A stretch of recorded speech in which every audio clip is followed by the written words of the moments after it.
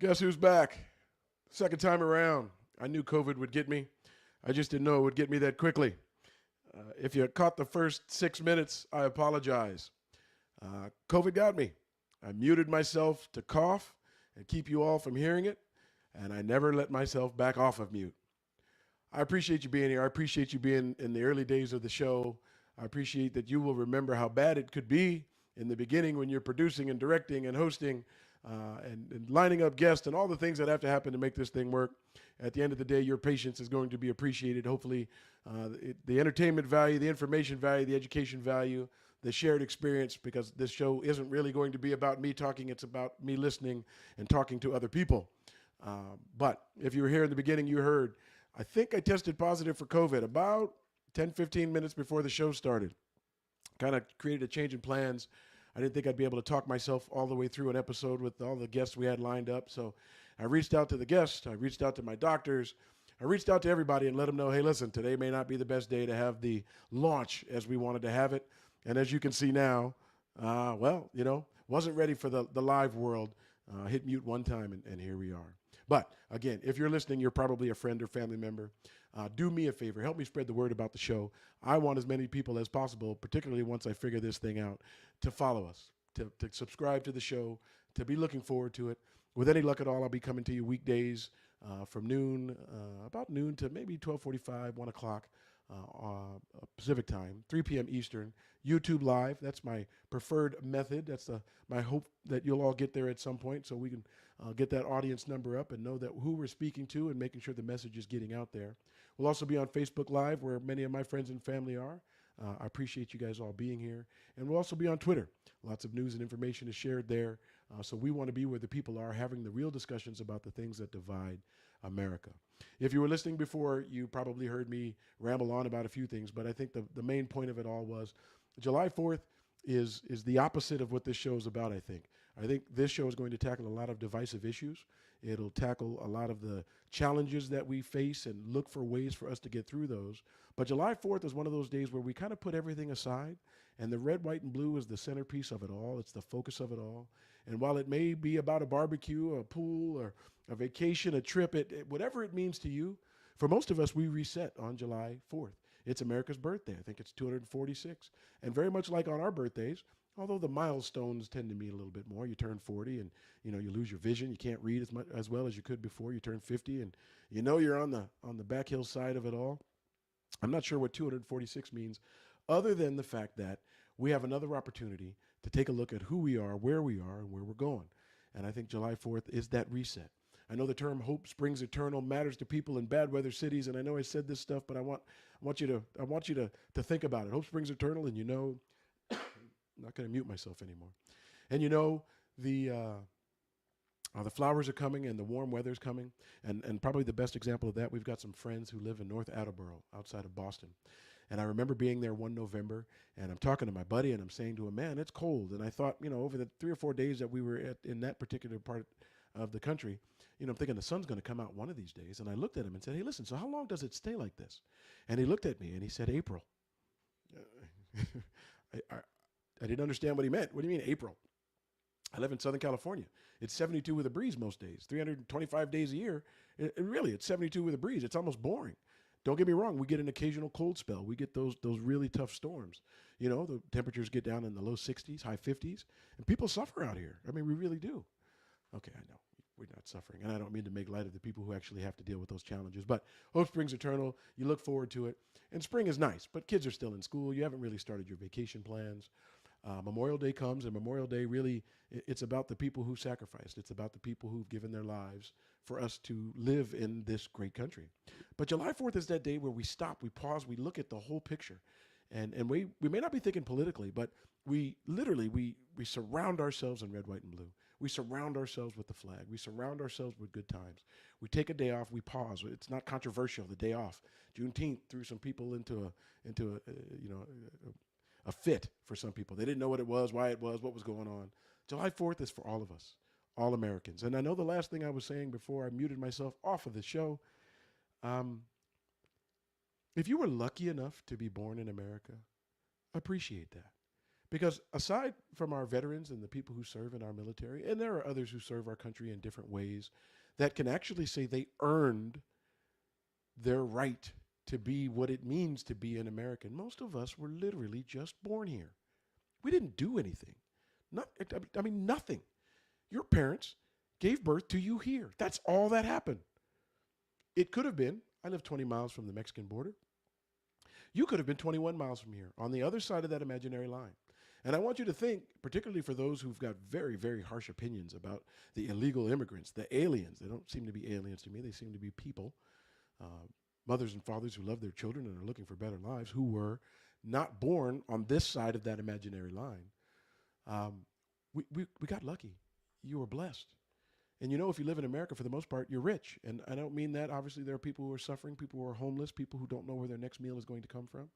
But in the larger scheme of things, an American poor person versus people around the world, we're filthy rich. Again, contextually. But again, it's luck. Well, we all celebrate that luck or the hard work and effort we put to making America a better place on July 4th. It's a special day. I said earlier, Thanksgiving is a little bit more important because I like to eat. I've got fat tendencies. If it were up to me, I'd be 300 pounds. I don't think it's really up to me. My wife might have a different opinion. My doctors might not like that. But aside from Thanksgiving and my mother and my wife's cooking and just the family and the celebration, July 4th is a special day every year in America. It is our independence. It's not about separating from the British.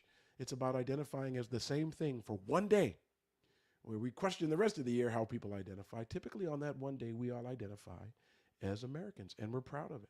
Now, not everybody is, and people have challenges that they're working through. And not everybody can put everything aside when they have to deal with the day-to-day reality of their life.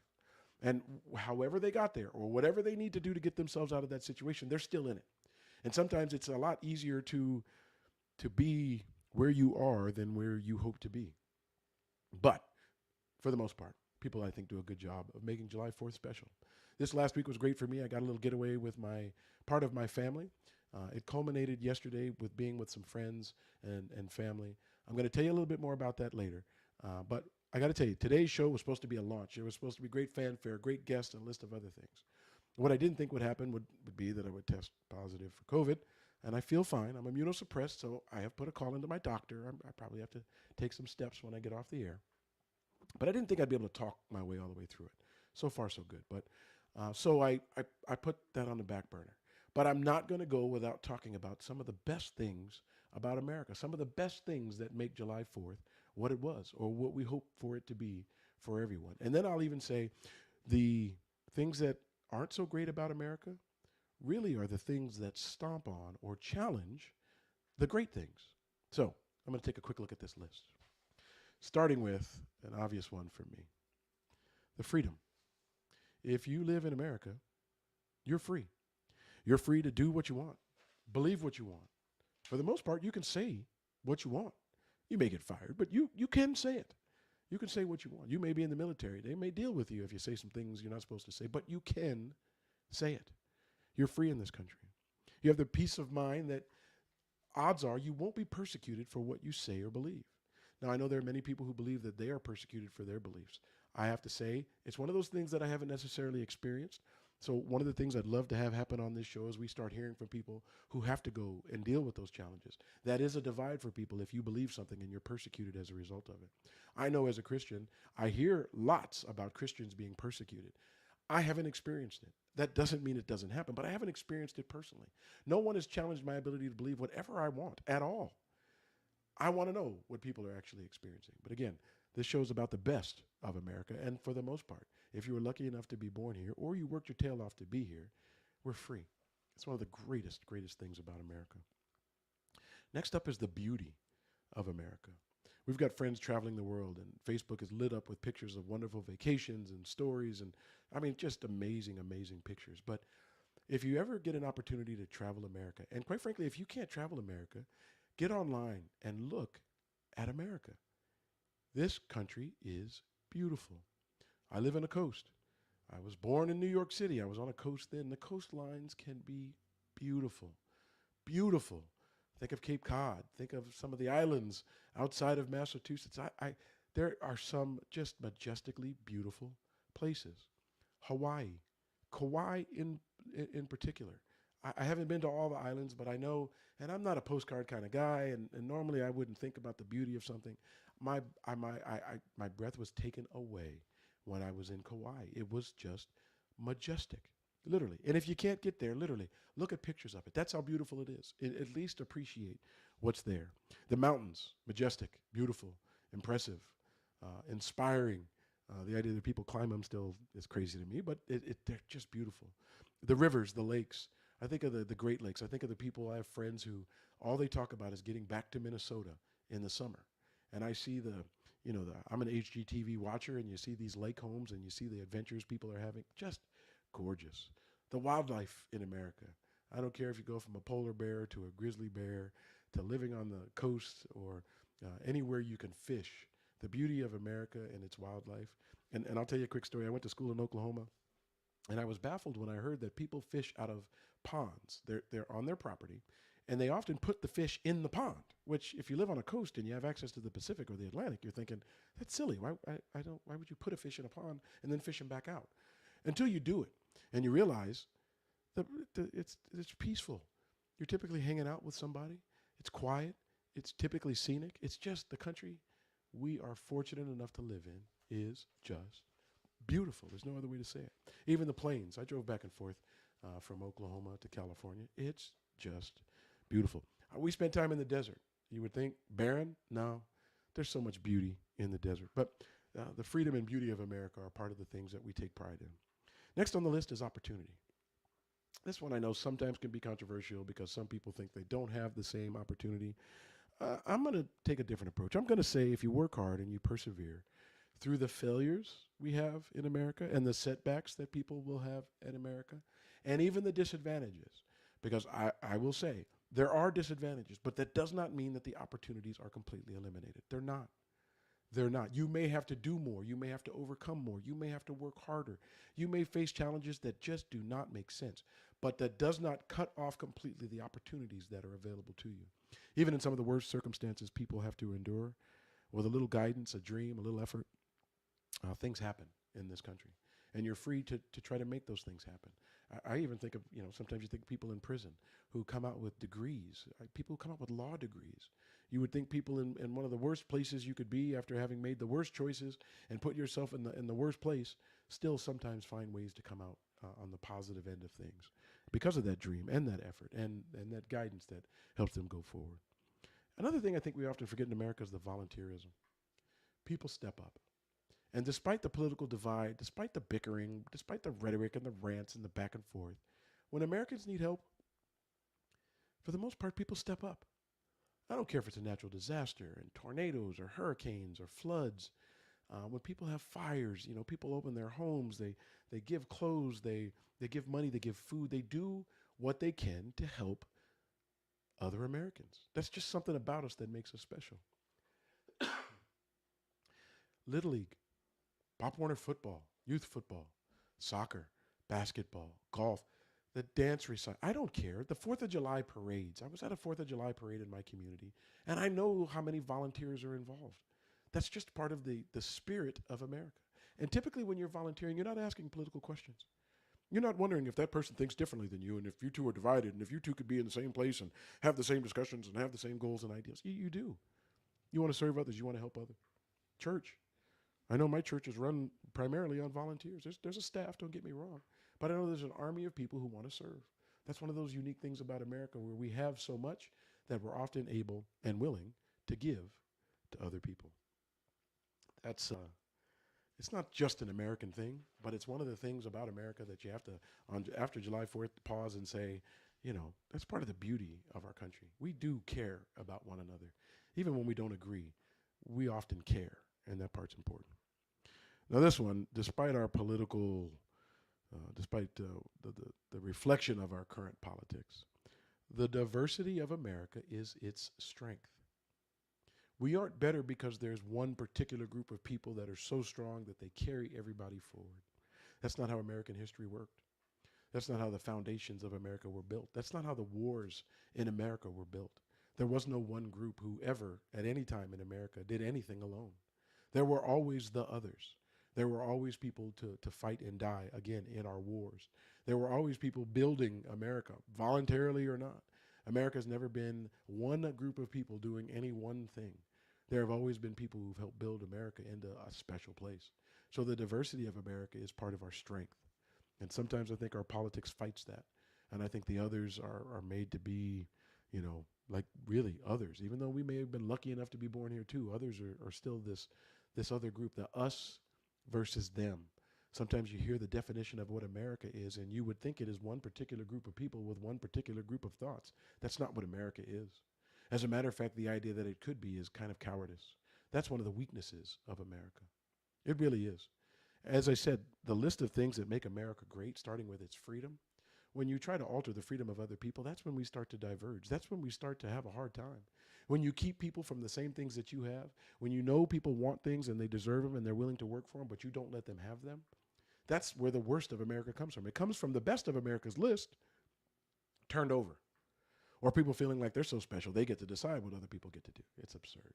You mess with people's freedom, now we're starting to take America in a different direction, and the divide is real. The beauty of America, there are people who don't live in an America that looks beautiful to them. That reality changes their opinion of America. It changes their hope for tomorrow. It changes everything, whether they live in the beauty of America or the squalor of America. Nobody wants to. Not everybody knows the roadmap out. But again, the opposite of the best is where the worst comes from. It really does. But the diversity of America is one of its strengths. When we grasp onto that concept and hold tight, we're going to be doing okay. We really will. And I kind of think that concept is being pushed on people, whether they want it or not. Minorities aren't going anywhere. Women's voice, it's not going to get quieter. It's going to get louder. It really is going to get louder. We're going to have a woman president. It will give us a different outlook. Just like we, for the most part, all were raised by strong women, we're going to get leadership from strong women. It's available. It's out there. There's just people who've resisted it, fought the idea, and been against it for years and years and years, and it's absurd. But again, the diversity of America is one of its greatest strengths. I experienced that. I told you we got a little getaway. My family, thank goodness for credit cards, and the fact that I'm not a big gambler. Drove to Las Vegas. It's about a 4.5-hour drive from where I am, through the desert, which I thought was absolutely beautiful.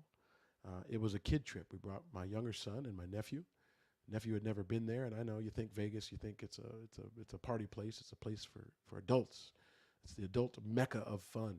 Well, there's a list of things that you can do with your kids, and I think we probably tried to get them all done, which was a little crazy. I think I'm a little worn out. I probably had the early signs of COVID then and didn't realize it, like most knucklehead men who ignore that reality. But while I was in Las Vegas, I saw the diversity of America. I heard the different dialects. I heard the twang in the voices from people from the South, or the Southerners, or people from Texas. I heard the Boston accent. I heard a couple New Yorkers. That's what America looks like. And I don't recall having a problem. I don't recall I sat at one table. I lost $50. And I know the diversity of the people there. I know the diversity of the dealer. That's what America looks like. July 4th is the culmination of all of those things, where we get to take a look and just smile and be happy that that's what it actually is. And again, I'm sitting at the table. We're not talking politics. I'm just wondering if this guy's going to hit on that 13 when the dealer's got a 16 and mess up the table for the rest of us. That's all I'm wondering. I don't care about his politics. I just want to know if he knows how to play blackjack. It's pretty simple. On our way back from Vegas, we went to a Dodger-Padre game in Los Angeles. We stopped by, and I think the place was called Yang Chow. It was in Chinatown. Wow. There's celebrities everywhere on the walls. Okay, that was neat. That was cute. It was some of the best Chinese food I ever had in my life. It's a hole in the wall. I don't know how anybody knows that's there. We found it. I'm going back. I don't even like LA. I'm going back. It was amazing. In that place was the diversity of America. It wasn't full of Chinese people. It was full of everything. It was full of July 4th, just a couple days early. Then we get to the Dodger game, and despite the fact that I hate the Dodgers, I'll admit, I'm a Padre fan, and before that, I'm a Yankee fan. I'm from New York. I can't stand the Dodgers. Oh, awful, awful. They're like the Yankees, trying to buy a team. Well, I don't mind when the Yankees do it. I mind when the Dodgers do it, because I like the Padres. We end up at Chavez Ravine. We end up at Dodger Stadium. It's a concrete, whatever thing it is. They win championships, so I can't take away from the experience and the history of the place, but it doesn't compare to Petco Park in San Diego, let me tell you. But being in Dodger Stadium, that was the diversity of America. And what I'm confident of is the people that I saw in Las Vegas and the people that we saw in LA, they stopped and remembered they were Americans and our independence and its birthday yesterday. So again, this show was supposed to be about that. Unfortunately, my throat has had it. I'm done. And the reality is we have to be able to deal with some of the worst of America because this show is called The Divided States of America. So what better way than to tackle probably the most divisive issue there is, probably the most heated issue there is. And while my views on this issue kind of go both ways, you're going to hear that I'm something you maybe wouldn't think that I am, but then also my attitude on whether or not you should care what I am. And I'll make it crystal clear. I'm going to challenge some things. I'm going to be politically incorrect. I might even offend some people. That's not the intent. You're even going to hear that the people that I think I might offend, I was one of them. I was one of them for 20 years. So this will be interesting. But I am going to segue because the ugly parts of America are its racism. I think the most horrific thing, one of the most horrific things is its racism. It's sexism, how we've treated our women, the idea that it's been only 100 years since women could vote, the idea that the Me Too movement had to happen in 2020 or that late in life where we stopped and said, enough, that come on. Why would that happen then and not 100 years ago, 50 years ago? It's amazing some of the steps that we're still taking. It's good that we're still taking them. It's bad that we still have to. The poor education of people. Most people can't do better unless they know better. If their parents didn't know better, they're typically not in a situation to know better themselves. What you don't know, you don't know. If your parent is a doctor, you are much more familiar with the path to being a doctor. Think of it this way. Take whatever you do for a living, assuming you're not a doctor, a lawyer, or engineer, some high level position. What do you do for a living? Why aren't you the CEO of that company? Why don't you make $1 million a year? It's certainly within your capabilities. There's certainly opportunity. It might have something to do with the fact that you didn't see that path before you.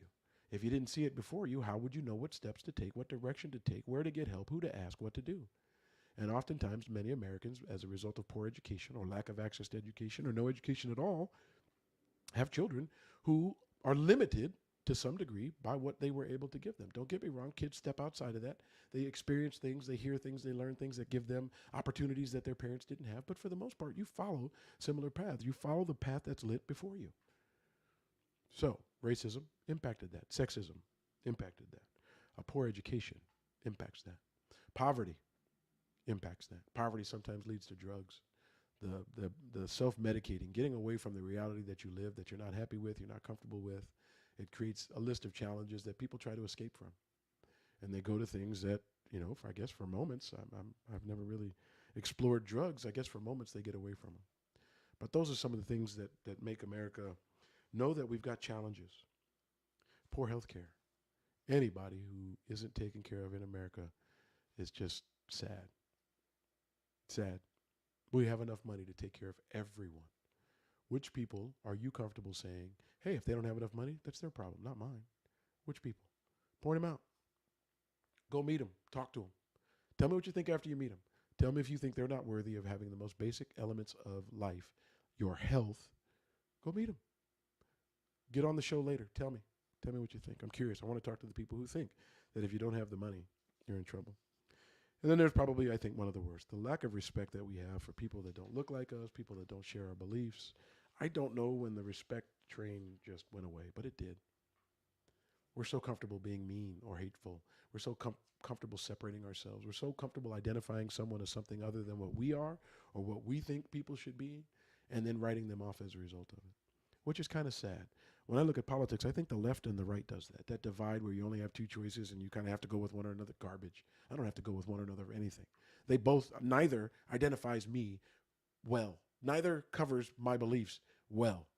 People get lazy, they want power and numbers, so they just pick one, although they have to leave out a list of things about themselves and what's important to them when they do it.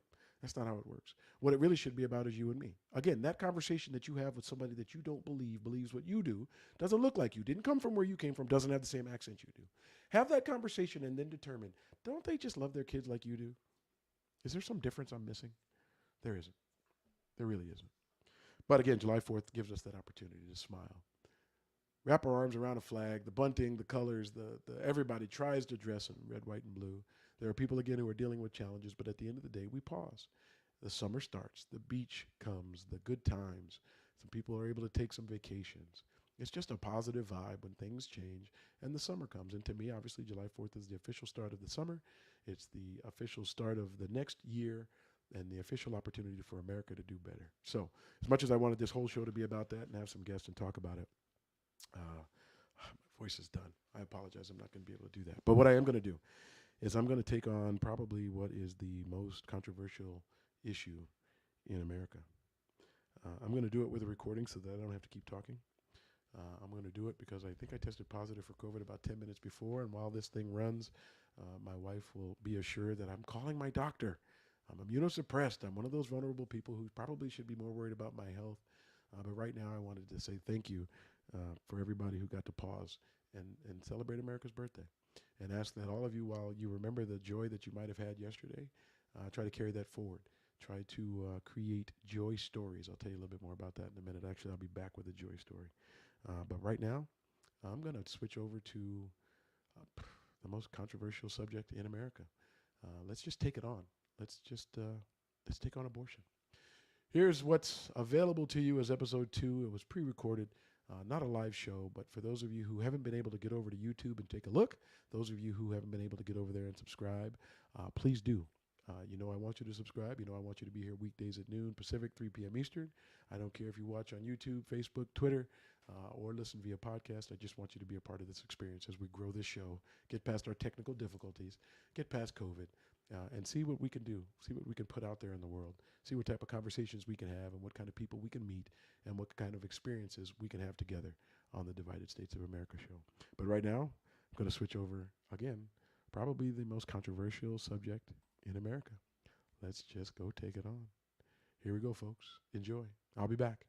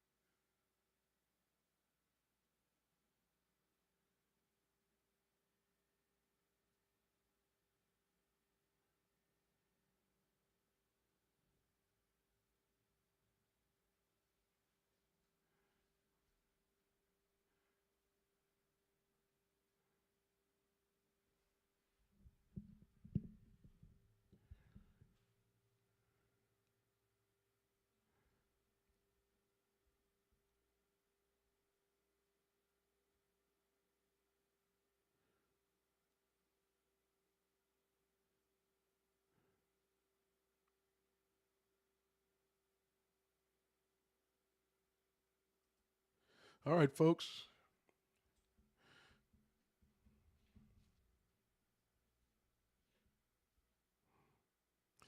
I'm not done yet. I'm not done yet. All right, that was just the end of the last episode. I appreciate you guys tuning in. I appreciate you hearing my take on probably the most controversial issue in America. Yes, I am pro life, but I'm also pro my life, and I don't get to decide anything about yours. At the point in which I have an impact on you, there's a discussion that needs to be had, and I understand the discussion as it relates to my beliefs on when life actually begins. I think I might think it begins sooner than others. But I know that there isn't a consensus, and I know that that decision at the end of the day shouldn't be up to a predominantly male group of people who do everything they can to hold on to power, oftentimes putting their principles aside or people aside to maintain their status in a party or to maintain their political position. So you have it. You heard it. Probably the most controversial issue in America. The little riff on conservatives and the appearance, again, it's just the appearance. Some of my best friends, and I know people hate when people say this, but some of my best friends have some of the most strongly held conservative views, and I respect those. I was a conservative for a long, long time. And I think the only thing that changed it was my health. Again, I think I said a couple times today, I think I just tested for COVID. And I'm probably going to need to take some extra steps to make sure that I get through the process because I'm immunosuppressed, and often us vulnerable folks have different outcomes. So, I'm going to take the steps necessary to fix that with any luck or blessing at all. I'm gonna address that. But um, it's it's interesting where we find ourselves. We're going to use this show every day to tackle those issues. But one of the other things I want to do with this show on a regular basis, I want to, I don't know, I want to end with a joy story. At some point, you'll know my whole story. You'll know my transplant. You'll know my heart stopping. You'll know more about me, and I'll learn much more about you, and we'll get your voices on the show. Again, this isn't designed for you to have to listen to me day in and day out, but that'll happen. But one of the things I want to try to end on is, as often as possible, is really simple. I want to end with joy stories because at the end of the day, regardless of your politics, it's possible to tune that out. It's possible to not talk politics at all. It's possible to not read the news. It's possible to go a few days and not have any idea of some of the crazy things that are happening in the world. And what you tend to focus on is what most Americans have to focus on: their day to day lives, their friends, their family, their children, their work, their coworkers. They have to deal with what happens when they walk out their front door, not what happens on CNN or Fox News. Those things are things happening to other people. Those are theories. Those are ideas. Those are concepts. What's real is when you walk out your front door and you see your neighbor and he waves or doesn't wave, or she says hello or doesn't say hello. When you get to work, what politics you have to deal with in that office. That's what's our reality in America.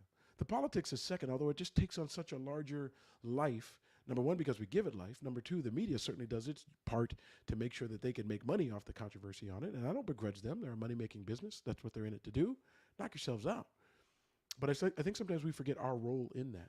So if we can pull anything off in this show, we will talk about those issues, but we'll also try to end with a joy story. I have one. The genesis of this show is the reality that I was part of a COVID crew. And obviously the COVID crew broke down. I have COVID. I think I do.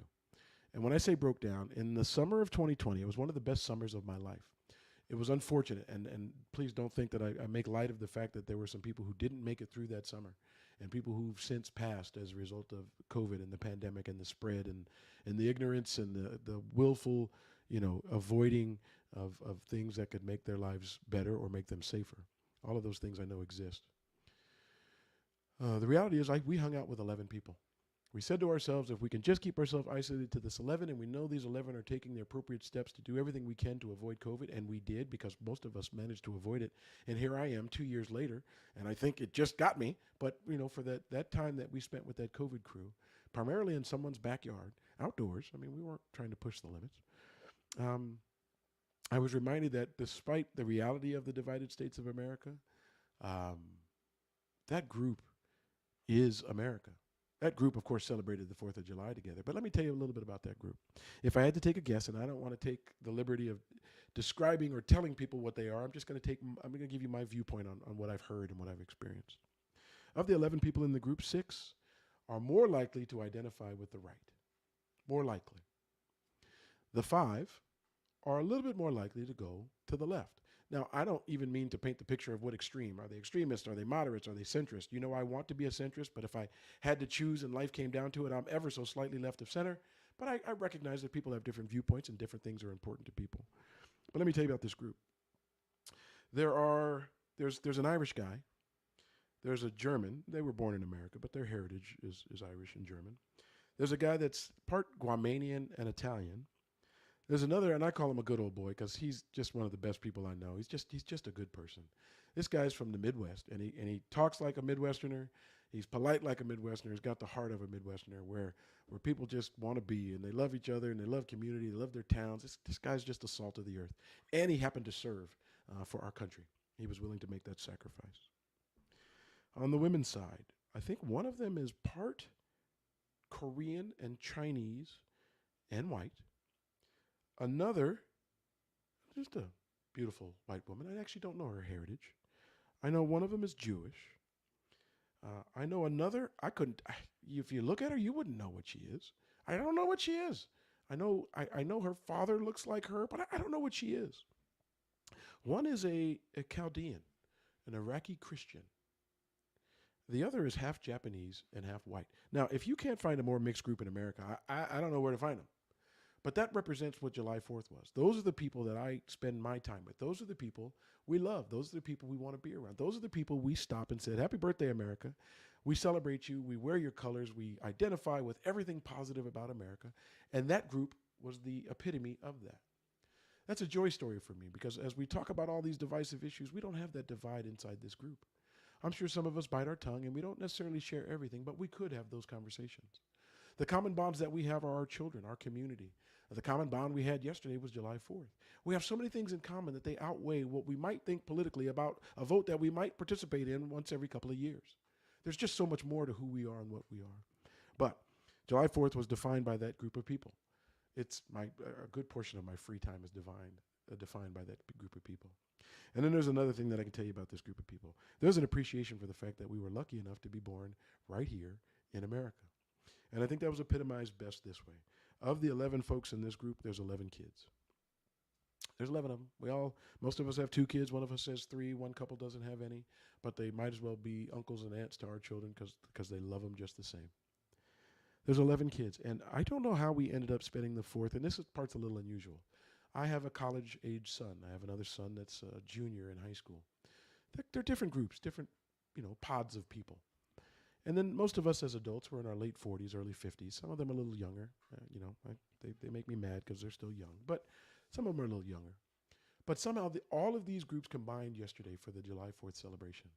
And while the parents were outside in the pool enjoying the 72 with a breeze that we always get in Southern California, the kids were inside. And out of nowhere, you hear this loud ruckus. If you walk closer to the door and walk inside, every time a patriotic song came on, I think it was YouTube, every time something came on, the videos or the show they were watching, the entire group sang. They sang along. They sang all the songs that we learned in elementary school, part of our childhood. They sang loud. And I got to tell you, my guess is they sang with pride. And they were in that moment, but for them, before they get stuck in the right and left, conservative, liberal, before they get stuck in the us versus them, they were just one group and they were singing their hearts off. That's what July 4th is about. You hope that they could maintain that in the future, and you wonder where people start to go in different directions. You wonder where people start to challenge the beauty of America, the freedoms of America, the opportunities Americans have. You wonder when the volunteerism turns into the me-isms and you don't necessarily care about other people. You wonder how that breaks down. And obviously we don't have to question how the diversity breaks down. But each of those 5 things are some of the greatest things about us. I hope you had an opportunity to celebrate the greatness of America yesterday. Unfortunately, as we move forward, we're going to be talking about a lot of things that aren't about how great we are. But don't lose sight of it. America is an amazing, amazing place. If you are lucky enough to be born here, enjoy it, celebrate it, and find what we have in common versus what we, in too many cases, can't stand about each other so that we can enjoy America. That's it for today. I'll be back tomorrow. Hopefully, I'll be back with a full slate, a normal show, not just me talking to you. Hopefully, we'll be back with more people because you're going to tell your friends and family. We'll be back live at noon. Provided I stay healthy enough to stay on the air, we'll be back at noon Pacific, 3 p.m. Eastern tomorrow. Couldn't tell you what the subject is. The day got kind of thrown around a little bit, but we'll put something together. We'll be back. I appreciate you listening to the Divided States of America show.